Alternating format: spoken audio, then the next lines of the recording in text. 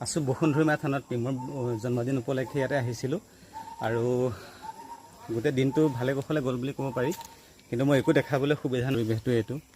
গোটেই পৰিৱেশটো এটা বৰ ধুনীয়া পৰিৱেশ কিন্তু মই ইমান বেছি মানে ব্যস্ত হৈ আছোঁ গতিকে একো দেখাবলৈ মই একোৱে দেখাব নোৱাৰিলোঁ একো সুবিধা নাপালোঁ খালি এটা বস্তু মানে ক'বলৈ বিচাৰিছোঁ যে বিনি বাৰ্থডেটো হয়তো দেখা পাব চাগে যে মই মানে কেক কাটা একচুৱেলি মই কেক কাটাৰ হেৰিটোৰ মানে ছাপোৰ্ট নকৰোঁ মই নিজে বেয়া পাওঁ মই কিবা এটা কিন্তু আজি যিহেতু বিনিয়ে বিচাৰিছিল যে আলোচনা আৰু যে প্ৰথম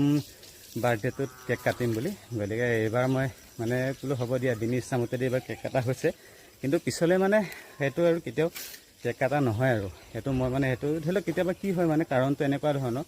মানে দেখা পাইছোঁ মই এজন দেউতাকে হাজিৰা কৰি 500 টকা পায় যদি ছোৱালীজনীয়ে কয় যে দেউতা মোক কেক লাগে তেতিয়াহ'লে এদিনৰ হাজিৰা সেই কেকটোত গুচি যায় গতিকে মই মানে সেইটো কিবা এটা মোৰ বেয়া লাগে সেই বাকী মানুহবোৰে খাব কি গতিকে মই সেইটো ছাপোৰ্ট নকৰোঁ আৰু প্লাছ পিছলৈ যদি আৰু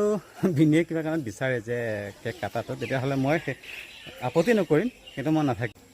আৰু এয়া হ'ল মন্দিৰৰ বাহিৰৰ পৰিৱেশটো ইতিমধ্যে সকলো ওলাই আহিছে মই মন্দিৰৰ মূল প্ৰৱেশদ্বাৰ মই লাষ্টতহে দেখাইছোঁ আৰু বৰ্তমান ওলাই আহিলোঁ মন্দিৰৰ পৰা এয়া প্ৰৱেশদ্বাৰ